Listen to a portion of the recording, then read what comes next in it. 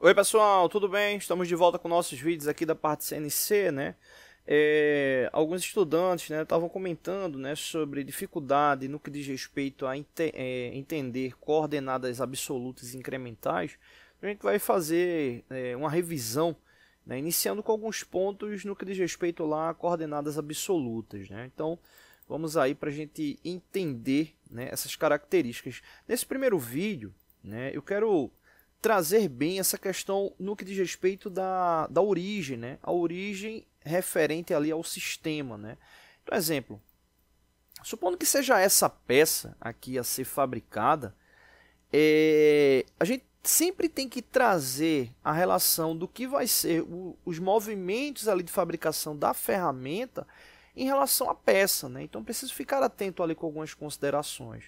Mas nesse primeiro momento, ficar atento onde é que está localizado, né, o ponto de referência. Esse ponto de referência, ele representa o quê? Representa a coordenada zero, né, tanto para o eixo X como para o eixo Z, né? Então, eu tenho normalmente aquela relação de indicação nesse sentido para o eixo Z, né, e para esse sentido aqui, para o eixo X. Ou seja, então é um ponto zero ali para ambos.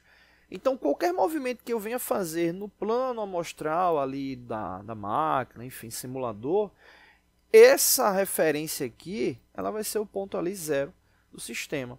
E aí, tem aquela relação da diferença, né? Coordenada absoluta e incremental.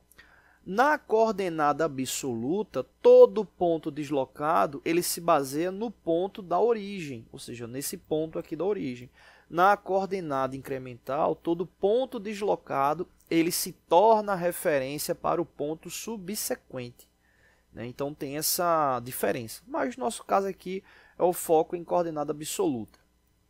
Vamos só pegar esses dois pontos aqui inicial, A e B.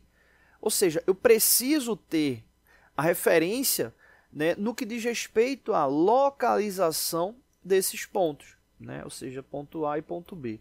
Como a ferramenta está nessa posição, eu vou considerar, né, ele sendo espelho, né? Então, no caso, o ponto B está aqui em cima, eu vou considerar ele sendo aqui embaixo, já que é uma peça voltada para o torneamento, então tem aquele ciclo ali de simetria, né? Então, o ponto que você está vendo aqui, ele está espelhado ali do outro lado. Então, vou considerar o ponto B sendo aqui embaixo, tá bom?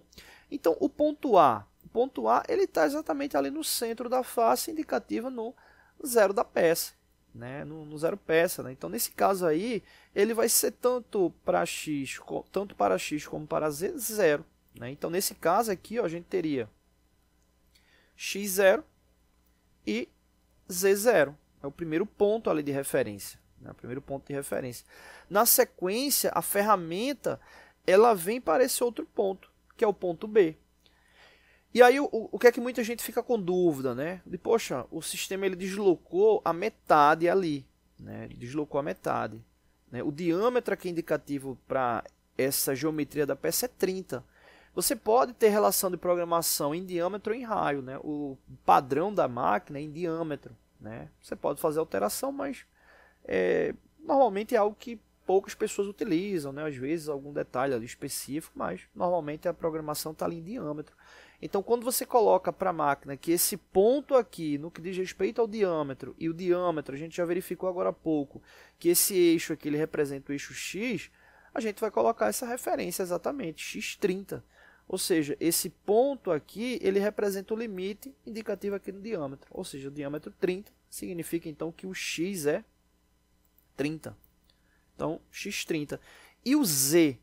Observa que o z ele traz a referência exatamente para esse tipo de deslocamento aqui, né? Para esses dois vetores, né? Então, eu posso movimentar ou para esse sentido ou para o outro. E referente ao ponto A, observa que não teve nenhum deslocamento nem para o lado direito nem para o lado esquerdo. Ou seja, para o eixo Z, ele não saiu da referência. Exemplo, vou traçar aqui uma linha aqui. Exemplo, essa linha, qualquer movimento que eu faça nessa linha aqui, eu estou deslocando apenas em X. Eu não estou tendo deslocamento em Z. Para eu ter deslocamento em Z, eu deveria ter deslocamento ou de um lado ou do outro, né? Então, nesse caso aí, o Z é zero, né? Então, eu vou ter x30 e z0. seja, ele não saiu daquela referência ali do eixo Z. Beleza? Então, só para a gente iniciar, vamos ficar com esses 2 pontos. No próximo vídeo a gente fecha aí os próximos pontos, tá bom? Então, coordenadas absolutas, pontos A, x0, z0, ponto B, x30, z0. Lembrando que são coordenadas, ou seja, você dá a indicação da coordenada pelo espaço amostral, tá bom? Então é isso, valeu!